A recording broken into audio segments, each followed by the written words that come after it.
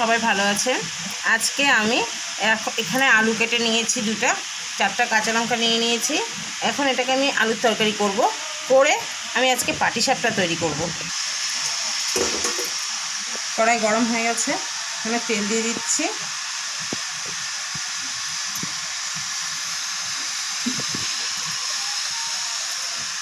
পাঁচফোড়ন, 2টা শুকনো লঙ্কা,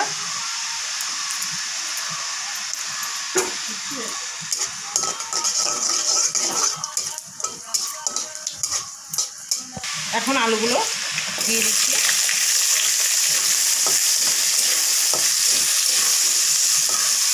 লবণ,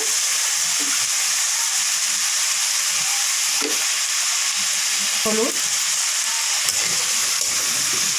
এটা এখন হালকা ভেজে নেব। এটা আমি অল্প আদা বেটে রেখেছিলাম, আদাটাও দিয়ে দিচ্ছি।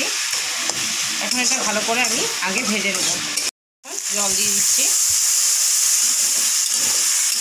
এখন এটাকে আমি ঢেকে দেব।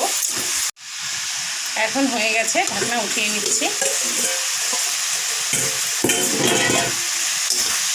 এখন এই আলুগুলোকে ভালো করে আমি একটু ভেঙে দেব। এখন এটা আমি নামিয়ে নিব। আমার হয়ে গেছে, একটু ঠান্ডা করে নিব, তারপরে আমি পাটিসাপটার জন্য সব রেডি করব। হয়ে গেছে, আমি এখন নামিয়ে দিব।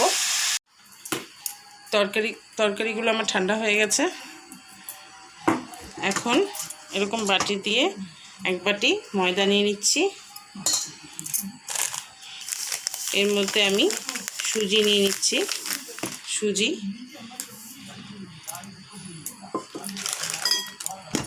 এর মধ্যে লবণ। এখন জল দিয়ে এটাকে একটা গোলা তৈরি করে নেব। গোলা হয়ে গেছে, গোলানো আমার। এখন আমি ফ্রাই প্যান বসিয়ে দিব। বসিয়ে নিয়েছি, হালকা রিফাইন তেল দিয়ে দিচ্ছি।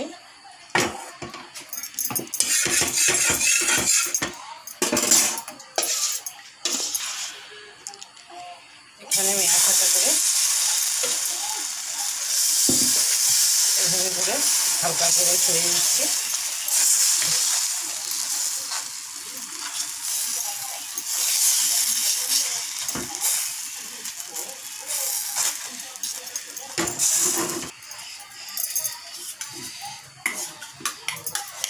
এখন এই আলুগুলো মাঝখানে দিয়ে দিচ্ছি। এখন আস্তে আস্তে করে আমি এটা উঠিয়ে নেব।